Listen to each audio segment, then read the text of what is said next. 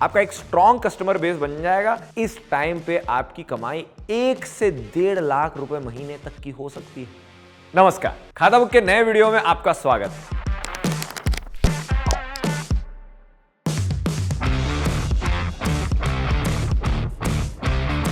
Title से आप सब समझ गए होंगे कि आज हम क्या बात करने वाले हैं। आज की वीडियो में हम बात करेंगे कि टेंट हाउस का बिजनेस कैसे शुरू किया जाए। कुछ टिप्स, कुछ जरूरी बातें, खर्चे आदि के बारे में बात करेंगे। दोस्तों, टेंट हाउस का काम तो काफी पुराना है। कई इवेंट होते हैं, फंक्शन, शादी वगैरह होते रहते हैं। कोई कीर्तन पूजा या फिर देहांत वाले घरों में भी टेंट वालों की जरूरत पड़ती है। आजकल कई और भी मौके होते हैं, जैसे अलग अलग इवेंट्स ऑर्गेनाइज होते हैं, माता की चौकियां होती हैं, बड़े बर्थडे होते हैं और ऐसे बहुत सारे इवेंट्स होते हैं। तो ऐसे मौक़ों पर टेंट, कुर्सियां, गद्दे वगैरह तो लगते ही, इसलिए ये एक अच्छी कमाई का जरिया बन सकता है। दोस्तों, यदि आप सोच रहे हैं ये काम शुरू करने का, तो ये वीडियो अंत तक देखिए। टेंट हाउस के बिजनेस के लिए क्या जरूरी है? टेंट हाउस के बिजनेस को स्टार्ट करने के लिए आपको कई तरह के सामान खरीदना पड़ेगा। यही है आपकी इन्वेस्टमेंट। ये क्या क्या चीजें हैं मैं आपको बताता हूं। आपको लेना होगा बांस, लोहे के खंभे, खाना बनाने और परोसने वाले बर्तन जैसे कढ़ाइयाँ, पतीले, प्लेटें, कटोरियाँ, चम्मच, ट्रे, पानी, कोल्ड ड्रिंक वगैरह परोसने के लिए ग्लास, या चूल्हा, घास, सिलेंडर का भी कभी कभी जरूरत पड़ सकती है, पर डिपेंड करता है। पानी का ड्रम चाहिए होगा बड़ा वाला, ये आपको एक से ज्यादा ही लेना चाहिए। इसके अलावा डेकोरेशन की आइटम जैसे झालर, लाइटिंग, चुन्नियाँ होती हैं रंग बिरंगी, वैसे। एक बहुत जरूरी चीज है म्यूजिक सिस्टम, और आपको खरीदनी होगी कुर्सियां, टेबल, फिर हो गए गद्दे, रजाइयां, चादरें, तकिए वगैरह। तो ये कुछ मेन इंपॉर्टेंट सामान है जिसमें आपको पैसे लगाने ही होंगे।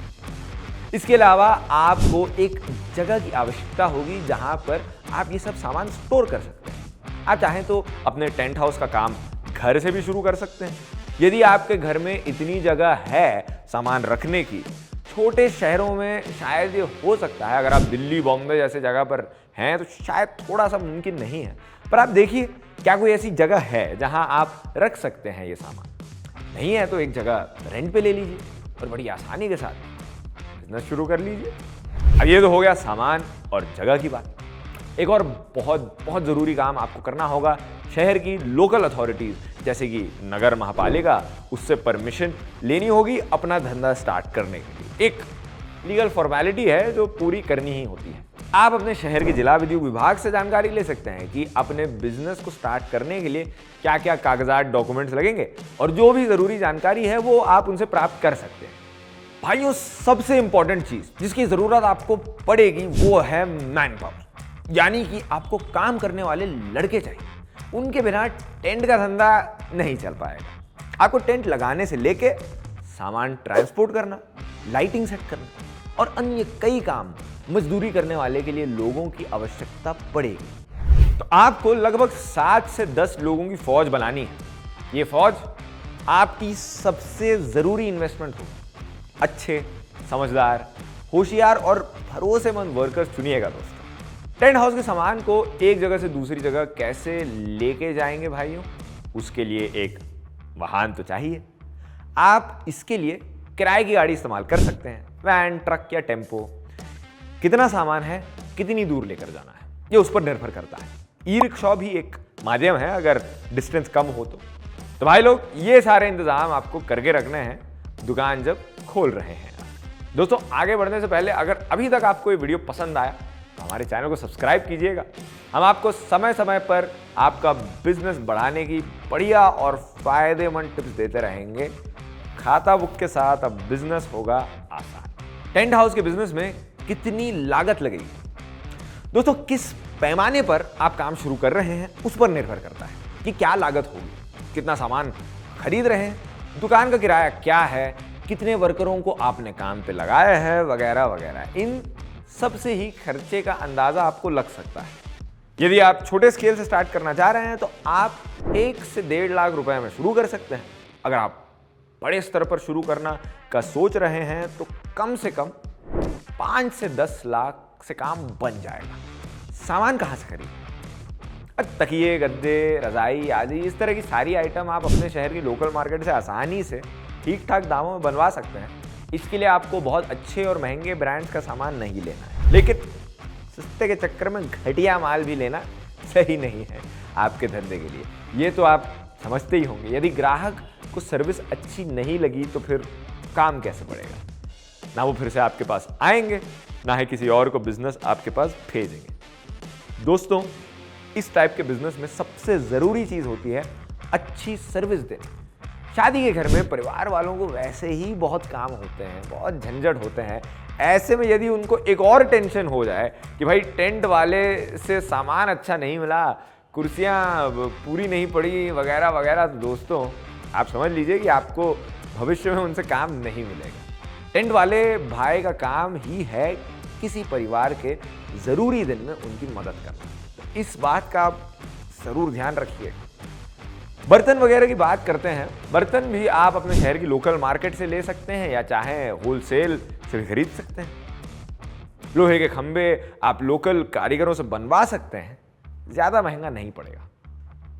लाइटिंग, डेकोरेशन का सामान, म्यूजिक सिस्टम, ये सब इलेक्ट्रॉनिक्स की आइटम है। अब दिल्ली से खरीदेंगे तो आपको सस्ता पड़ेगा। कुछ एरिया हैं जो ऐसा सामान बेचने के लिए ही फेमस है, जैसे कि नेहरू प्लेस मार्केट। आपके शहर में भी कुछ दुकानें होंगी जहां से ये सब मिल जाएगा सस्ते में। म्यूजिक सिस्टम के लिए मैं आपको एक सलाह दूंगा कि अच्छे से रिसर्च कीजिएगा और एक अच्छा वाला सिस्टम लीजिए ताकि आवाज एकदम जबरदस्त सुनाई दे उसमें। ये सारा सामान लेते समय ट्राई करिए कि कर्ता से मोल भाव हो पाए। अगर आप उससे ज्यादा सामान लेंगे तो आपको डिस्काउंट भी दे सकता है। टेंट हाउस के बिजनेस में कितनी कमाई हो सकती है? इस बिजनेस के शुरुआती दौर में आप लगभग 20 से 25 हज़ार प्रति महीना तक कमा सकते हैं। धीरे धीरे जैसे जैसे काम आगे बढ़ेगा आपको कई तरह के फंक्शन और इवेंट के ऑर्डर मिलेंगे। आपका एक स्ट्रॉन्ग कस्टमर बेस बन जाएगा। इस टाइम पे आपकी कमाई 1 से 1.5 लाख रुपए महीने तक की हो सकती है। इस धंधे में आपके पास कितने ऑर्डर्स आते हैं इस बात पर डिपेंड करता है कि प्रॉफिट कितना हो। यदि आपने पक्के ग्राहक पकड़ लिए हैं, एक अच्छा नाम आपको हो गया है, तो शादी सीजन में आपको बहुत काम मिलेगा। साथ ही साथ आपका सामान कितनी बार और कहां कहां इस्तेमाल हो रहा है इस पर भी निर्भर करता है प्रॉफिट का। इंपॉर्टेंट बात है दोस्तों, कोई भी काम डालने से पहले उसकी अच्छी जांच पड़ताल, साथ में उसकी जानकारी लेना जरूरी है। इसलिए आप ट्राई करें कि आप कुछ तजुर्बेदार लोगों से बात करें जिन्होंने ये काम पहले किया है या अभी इस धंधे में हैं। आप उनके अनुभव से सीखिए और मार्केट को समझने का प्रयास कीजिए। क्या क्या परेशानियां आ सकती हैं इस काम में, कैसे ये परेशानियां आप दूर कर सकते हैं। जो व्यक्ति टेंट हाउस का बिजनेस कुछ समय से कर रहा है वो आपको सही सलाह दे सकता है। कुछ लीगल जानकारी भी होंगी, जैसे लाइसेंस बनवाना, तो उसके बारे में पता कर लीजिए पहले से। भाइयों, मैंने आपको एक लंबी लिस्ट दी थी सामान खरीदने की। असल में टेंट हाउस के बिजनेस के लिए शुरू का खर्चा ज्यादा लग सकता है। इसके लिए आप लोन ले सकते हैं। सरकार की योजनाएं हैं, कुछ लोन प्राप्त करवाती हैं जो अपनी सरकार। एक ऐसा लोन है PMEGP लोन।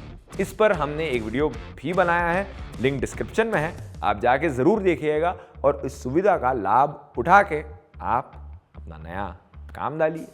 दोस्तों, शुरुआत में यदि आप अपने प्रतिद्वंदियों से कम रेट प्रोवाइड करेंगे कस्टमर्स को, तो एक अच्छा कस्टमर बेस बन सकता है आपका।